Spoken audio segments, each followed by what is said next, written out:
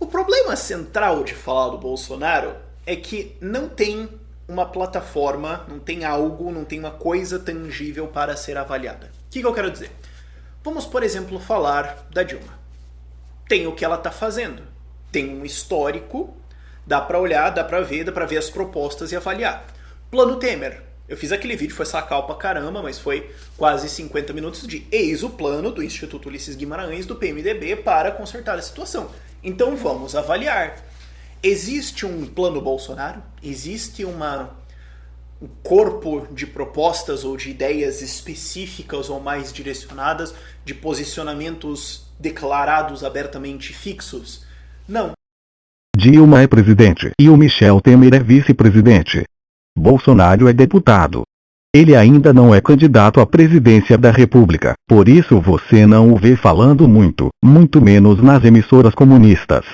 O povo o quer, pelo seu caráter, pela sua luta contra o kit gay e pela luta por um país mais seguro, por punição, coisas essenciais para uma sociedade. Se isso não é deixar claro seus interesses, então, não sei o que é. E sim, ele fala sobre economia em entrevistas. Quando candidato oficialmente, ele dirá tudo, pois terá oportunidade. Convide-o ao seu canal e faça as perguntas.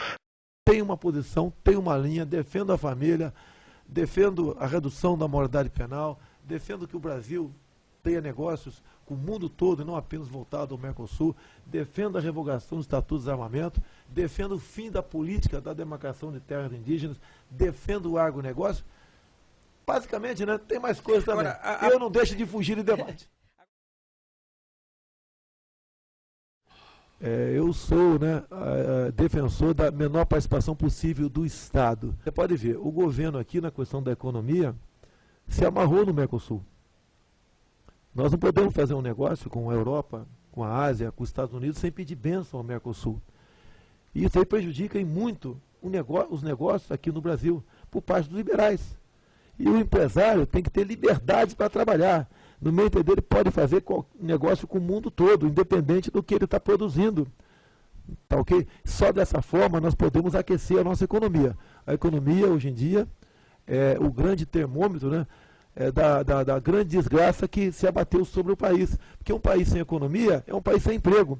Um país sem emprego é um país onde grande parte da população ou vive de projetos sociais do governo, ou a partir do momento que está sem emprego, muitos desses casos embocam em questões de violência. Então o mercado, a economia tem que ser o mais livre possível. Se depender de mim, o que depender de mim, o empresariado, o investidor, o pecuarista, o agricultor, eles vão ter menos leis, menos decretos, menos portarias e menos instruções na O que é que o senhor me parece contrário ao Bolsa Família nos modos que ele é criado? Se eu entendi bem. Obrigado pela pergunta. Nos moldes, né? Que alguns me acusam que eu sou simplesmente tem que acabar isso daí. Olha, eu tenho a prefeitura de Marau, Rio Grande do Sul, como um exemplo nesse caso. O que o prefeito fez? Indignado com alguns beneficiados do Bolsa Família, mandou, né, seus funcionários que fossem na casa de todos, 300 e pouco, que recebiam Bolsa Família. Conclusão. Um terço imediatamente pediu o desligamento do Bolsa Família. Por quê? Chegava na tua casa, você recebia a Bolsa Família e você tinha uma casa própria, tinha carro, a tua esposa tinha emprego. Então era uma fraude isso aí. Então um terço saiu, por quê? Eles seriam denunciados ao Ministério Público e essas pessoas acabariam sendo punidas. Se desligaram voluntariamente. O outro terço, ele incluiu em programa de treinamento de várias profissões no seu município. E um terço saiu porque tinha condições, era tão forte como você quanto eu, e podia estar trabalhando. Estava recebendo também o recurso de modo indevido. E reduziu então para um terço. Essa seria a minha proposta. O Bolsa Família está sendo usado muito mais eleitoralmente do que... A sua proposta é reduzir, apertar, fiscalizar, criar critérios, o que é? Pode ter certeza que um terço é fraude. Aproximadamente aí 13 milhões de famílias que recebem, uns 4 milhões é fraude. Você vê, inclusive, em levantamentos, em auditorias praticadas pelo próprio governo, é comum você pegar leva de mais de 100 vereadores recebendo Bolsa Família. Tá ok? Então esse um terço vai sair fora. O outro terço você vai ter como incluído no mercado de trabalho. Tem como fazer isso aí. E o outro terço você não tem como fazer, a não ser garantir-lhe o sustento, porque não tem como ganhar vida. Agora, você fazendo essa redução de 2/3, você tem como pagar um pouquinho mais para esse primeiro terço que efetivamente precisa. O que tem é entrevistas dele, coisas que ele declarou por aí, coisas que ele discursou, entrevistas lá atrás, entrevistas mais recentes, coisas que ele criticou. E às vezes você tem que ficar meio que lendo nas entrelinhas. Porque, por exemplo, alguém me fez esse argumento. Olha, mas ele é a favor ele é contra ter essa educação sexual sobre gêneros e tal na escola, porque ele acha que doutrina isso, que isso pode ser doutrinação e tudo mais. Então ele é a favor de educação livre. Pera, ele é contra isso, tá. Quer dizer que ele é a favor de educação doméstica e descentralizada e... Ele disse isso publicamente. Você tá entendendo o que eu quero dizer? Vamos começar com aquele que deu mais repercussão ao longo dos anos. Homofobia. Até o final de novembro de 2010, não se falava praticamente a palavra homofobia no Brasil. Foi exatamente nessa época onde eu descobri, numa comissão temática aqui da Câmara, a Comissão de Direitos Humanos, onde um grupo de pessoas mais variadas possíveis estavam lançando um material escolar que passou a ser conhecido como kit gay. Bem, entrei nessa briga.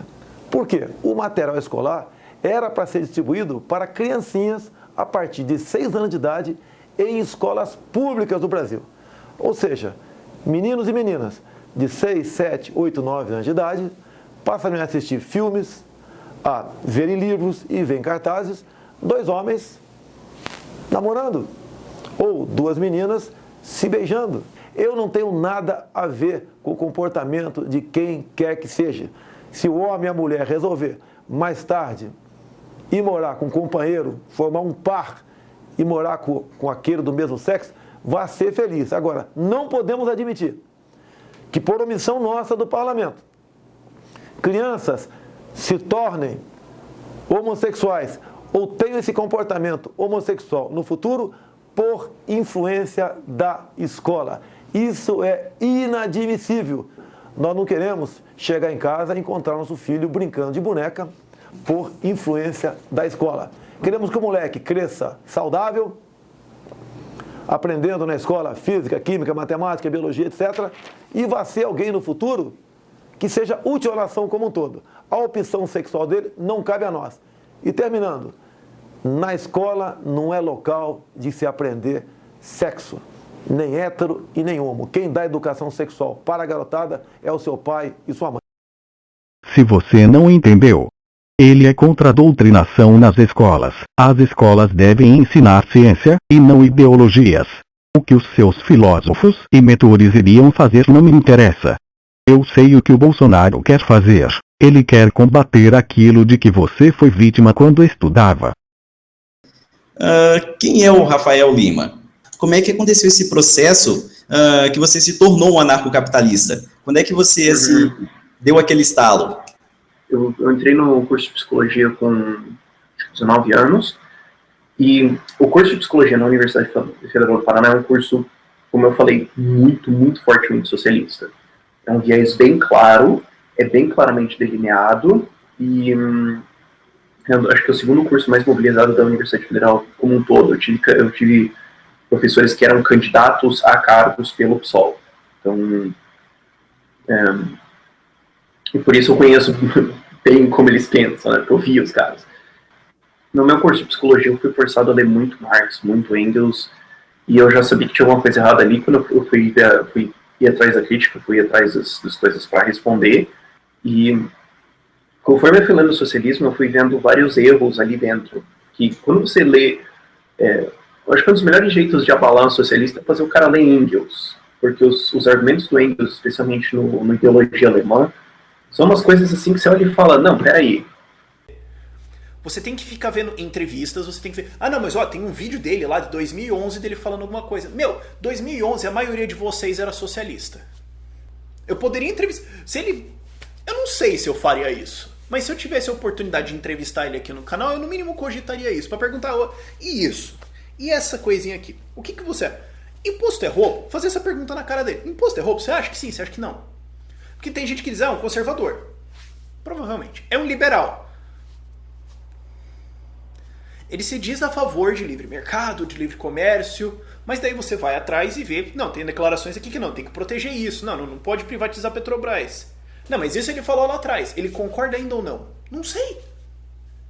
Você teria que fazer um trabalho de recorte muito sacal, muito chato, de encontrar todos os discursos deles, todas as declarações, e organizar por tempo, ver o que contradiz. Ele pode, no futuro, se tornar um liberal, até um libertário, não é impossível. O Roberto Campos, o cara fundou o PNDE na época, e só depois, lá no fim da vida, ele foi ver, puta, olha o que eu fiz, cara. Então, existe redenção, existe salvação. Tem um monte de ex-psolista aqui nesse canal que sabe. Tem como você se recuperar do esquerdismo. Podia até criar uns esquerda anônimos, né? Não, ó, eu não esquerdo faz 3 anos, eu pensei outro dia que Correio pensando bem não é tão ruim, mas, sabe, a galera tem fichinha e tal, as pessoas agradecendo. E isso é engraçado. Mas tenha de salvação. É isso mesmo que ouvi. Ele está insinuando que o Bolsonaro tem traços esquerdistas e não é liberal.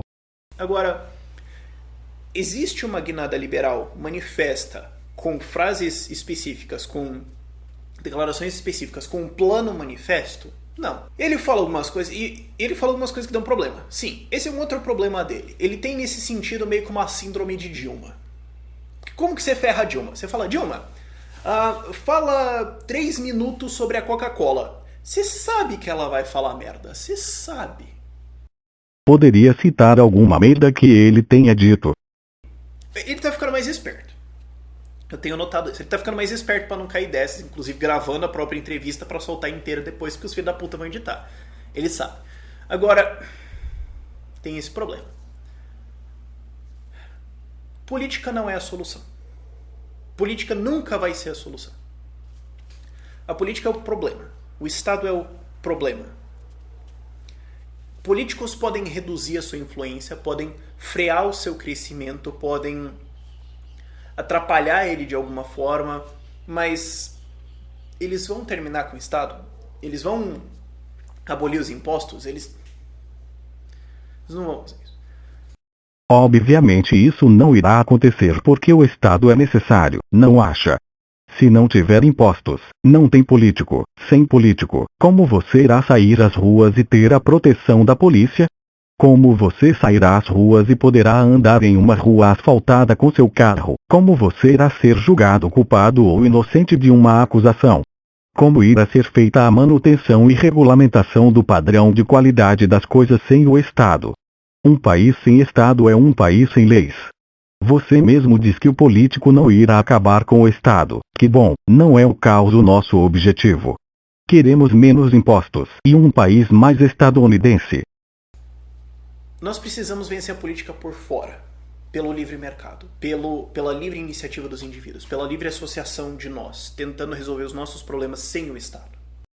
O livre mercado se consegue através do Estado. Quem define a taxa de impostos e as regras do comércio é o Estado e não nós. Não somos nós que definimos a política de livre mercado, e sim nosso representante, que é o Estado. Me diga a forma de conseguir o livre mercado de outra forma que não seja através do Estado. Dê a receita que iremos seguir.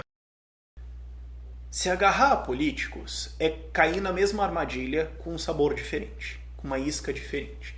É cair na armadilha de achar que a política vai resolver alguma coisa, de achar que o político vai pensar em você antes dele, de achar que o Estado vai de alguma maneira te ajudar ou ser eficiente, o que é impossível. É óbvio que o Estado pode ser eficiente. O rumo de um país depende da política.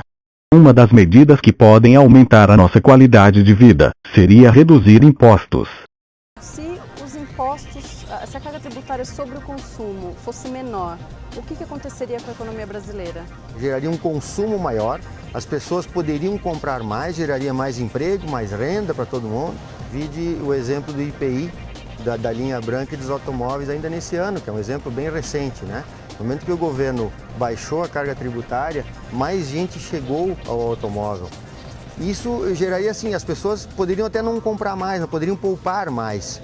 Poderiam começar, o brasileiro não poupa, não tem dinheiro para poupar, porque todo o dinheiro que poderia lhe sobrar, o governo toma na base da carga tributária. Então, se as pessoas pudessem ficar com esse dinheiro e ter o direito de fazer com ele o que quisessem, né? Elas teriam uma oportunidade melhor de botar um filho numa escola particular, se quisesse, de ter um plano de saúde, não o do SUS, né? Agora, tem salvação?